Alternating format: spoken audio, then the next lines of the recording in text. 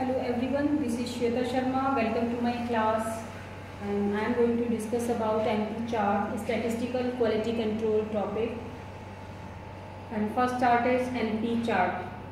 Actually, first we should know about what is the meaning of statistical quality control. Actually, this technique is concerned with the inspection of already produced goods, whether they are fit to be dispatched or not. To achieve the objectives, it makes use of sampling inspection plans.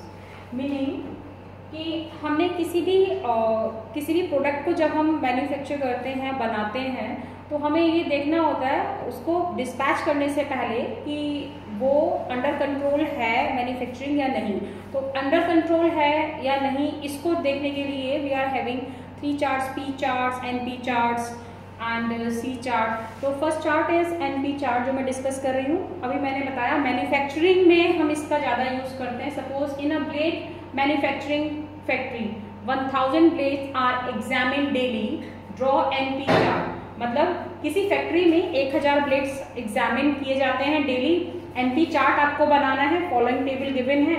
Examine whether the process is under control और not. मतलब वो जो blade manufacturing company है उसने जितने भी blade बनाए उनको डिस्पैच करने से पहले हमें देखना है कि this process is under control और not.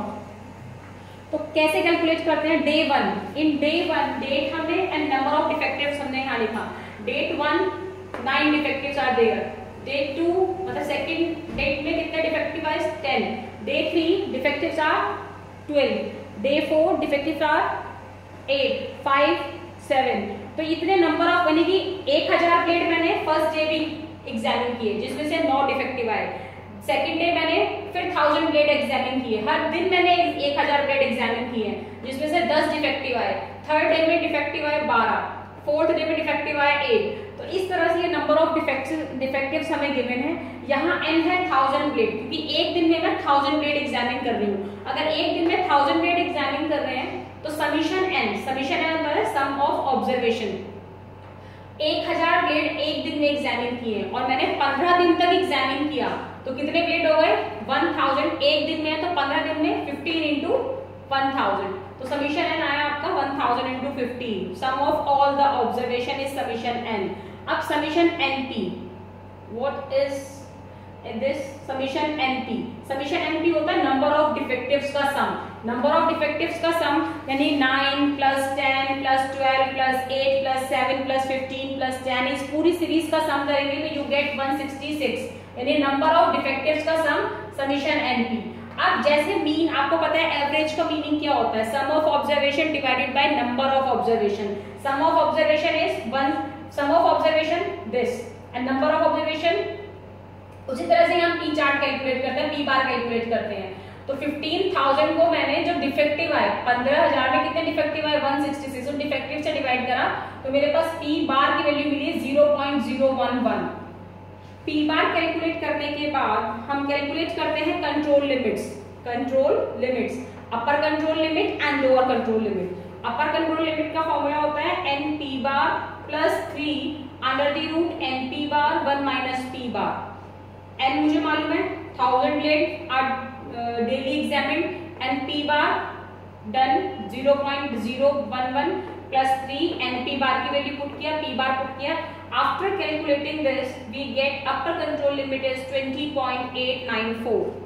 Similarly, lower control limit is equal to NP bar minus 3 under root NP bar 1 minus P bar. इसमें भी सेम मेरी वैल्यू N 1000 है, P bar आपने निकाला 0.011. इन सारी वैल्यूज को पुट करने के बाद lower control limit is 1.106. Upper control limit and lower control limit निकालने के बाद हमें चार्ट ड्रॉ करना पड़ता है. आपके पास ग्राफ है, ग्राफ में आपने पार्टीशन किया. This is your x axis and y axis. X axis पर आप सैंपल नंबर लिखते हैं. सैंपल नंबर ये जो आपका 1 2 3 4 5 6 अप टू 15, ये मैंने यहाँ 15 तक ड्रॉ किया. यहाँ इधर वर्टिकली वाई एक्सिस पे आप लिखेंगे number of defectives. Number of defectives are 9 10. एक माइनर सा स्केल इसमें है 9 10, एक 2 डिजिट का डिफरेंस है तो आप स्केल लेंगे 0 5 10 15 अप टू कहाँ तक डिफेक्टिव्स हैं? लगभग 15 एंड अपर कंट्रोल लिमिट आपकी 20 पॉइंट समथिंग आई है. तो आपको 20 क्रॉस करना है, तो 5 से लेकर 25 तक 5 के डिफरेंस पर मैंने लिया। ये डिपेंड करता है जो ये डिफरेंस है और जो आपने अपर कंट्रोल लिमिट और लोअर कंट्रोल लिमिट निकाली। लोअर 1 पॉइंट समथिंग है जो इसमें लाई करेगा and upper control limit is 20.894, वो भी यहाँ लाई करेगा 20 पॉइंट। तो ये स्केल मैंने 25 तक लेट किया। अब हमारे पास लोअर कंट्रोल लिमिट 1.106, वो कहीं यहाँ पर लाई करेगा, 1.106 यहाँ लाई करेगा। ये मैंने ऐसे हॉरिजॉन्टल लाइन ड्रॉ किया, दिस इज 1.106। अब अपर कंट्रोल लिमिट इज 20.895, 20.895 सपोज यहाँ लाई करेगा। तो ये मेरा बाउंड्री लाइंस हो गई एक्चुअली। अगर मेरा ये पूरा ग्राफ नंबर ऑफ डिफेक्टिव्स का इस बाउंड्री लाइन के बीच में लाई करता है, that means the product is ready to dispatch, यानी process is under control. So day 1 how many defectives are there, 9। तो डे 1 पर मैंने 9 ड्रॉ किया एंड डे 2 पर 10 defectives, day 3 12 defectives, day 4 8 defectives are there, day 5 7 defectives, day 6 15 defectives. तो इस तरह से ये डिफेक्टिव्स मैंने सारे ड्रॉ किए and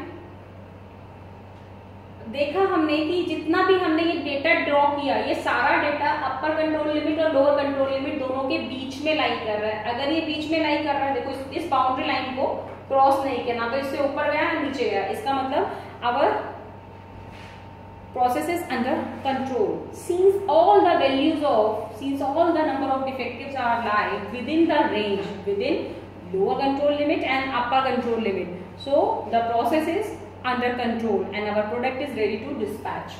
So in NP chart, P chart and C chart हम सिर्फ ये निकालते हैं कि प्रोसेस जो भी प्रोडक्ट हमने मैन्युफैक्चर किया वो डिस्पैच करने के लिए रेडी है या नहीं है, उसमें कोई प्रॉब्लम तो नहीं है। तो जहाँ भी प्रॉब्लम होती है, सपोज किसी भी पॉइंट पर ये कंट्रोल लिमिट को, कोई भी पॉइंट अगर कंट्रोल लिमिट को क्रॉस करता है, फॉर एग्जांपल कि अगर ये वाला डेटा, ये वाले डिजिट यहाँ क्रॉस कर जाती है, तो इसका मतलब है ये यहाँ प्रॉब्लम क्रिएटर है। तो अब नेक्स्ट एग्जाम्पल में मैं आपको ये बताऊंगी कि अगर यहाँ ये प्रॉब्लम क्रिएटिंग है, हम इस ग्राफ से पता चलता है, तो हम क्या करते हैं, इस पॉइंट को ही हम एग्जामिन करते हैं और इस पॉइंट को ही हम सिंप्लीफाई करके इसको रिमूव करते हैं। इसको रिमूव करने के बाद जो भी हमारी एक्यूरेट डिजिट होती है वो कैलकुलेट करने के बाद पुट करते हैं, जिससे हमारा प्रोसेस जो कंट्रोल में नहीं था उसको हम कंट्रोल में कर लेते हैं। तो this is the most important topic. So in next lecture I will discuss how to remove the fault if you are manufacturing a product and कोई एक डिजिट अगर बाउंड्री लाइन से ऊपर चली जाती है, तो उस एरिया को, उस चीज को सॉल्व करने के लिए हम किस तरह से उसको रिमूव करेंगे और कैसे उसको डेटा को फिट बनाएंगे जो इस बाउंड्री लाइन के अंदर में आए। तो ये मैं नेक्स्ट लेक्चर में डिस्कस करूंगी। आज के लिए इतना ही, थैंक यू।